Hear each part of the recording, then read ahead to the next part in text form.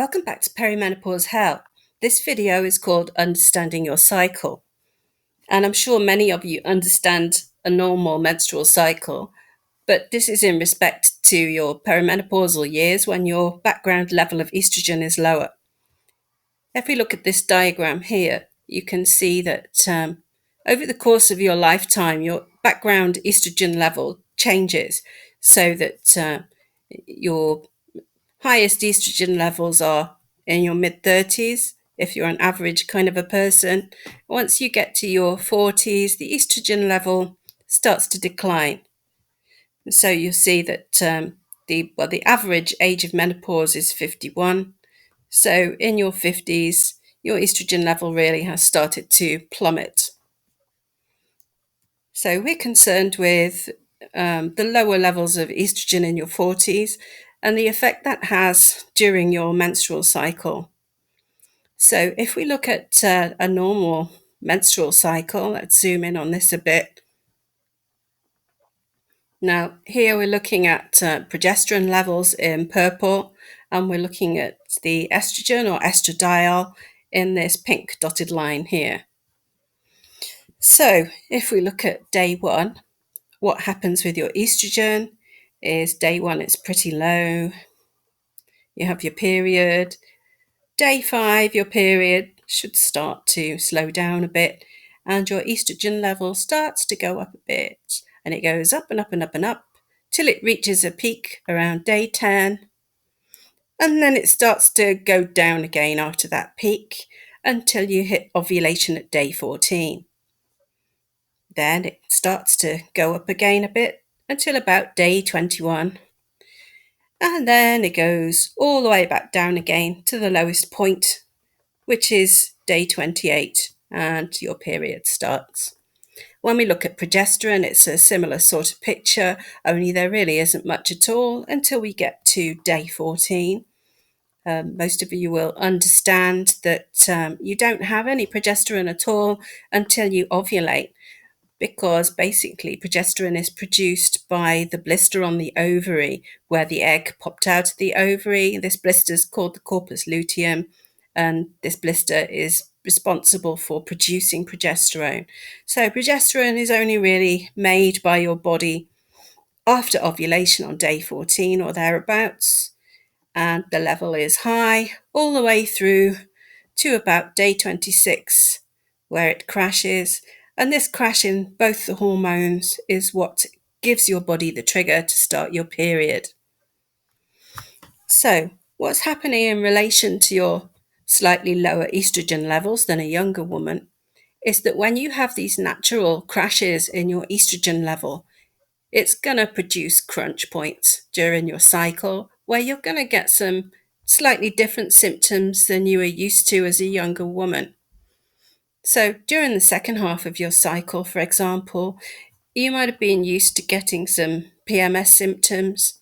Those are now going to be worse because your estrogen level is lower already. So when you get to around day 26, 48 hours before your period starts, both estrogen and progesterone levels absolutely crash. And because your estrogen level is already lower than it used to be, you start getting some of the symptoms that you really recognize from descriptions of menopause. So if we look at this, before your period starts, you could now start experiencing symptoms like hot flashes. You might get what's sometimes described as hormonal insomnia. So during your period and beforehand, you might not be able to sleep quite so well, or you might wake up at night.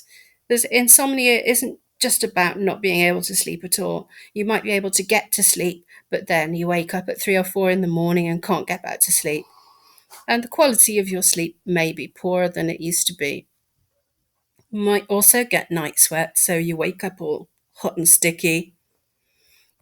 You might also start to experience urinary problems in that run up to your period, so you could feel irritated. You might have more frequent urination. You might have a feeling a bit like having a urine infection. All of these are the starting symptoms of something called atrophy, and you can find another video on that subject on our site. You might also notice that you have headaches or migraines. You might have joint pain. You can have any of these symptoms that are caused by low estrogen. You'll notice a lot is said in some places about estrogen dominance causing symptoms, but actually it's just a load of rubbish as far as I'm concerned. The most annoying symptoms in perimenopause and menopause are usually to do with lower estrogen levels. So this is useful in the mid phases of peri because it's letting you know what life is going to be like later on when your estrogen levels really crash for good and they are much lower forever. Okay, so it's a warning and it's telling you what things are going to be like later. This is your time to start preparing and thinking about what you're going to do. So we've covered that period just before and during your period. Now, another time you might notice symptoms is this day 10 area here, just before you ovulate. Now, some women say, I'm getting these symptoms when I ovulate. What's going on? This is really weird because my estrogen's high then. It's not necessarily high then. What's actually happening is that it's the falling estrogen levels that are causing the problem.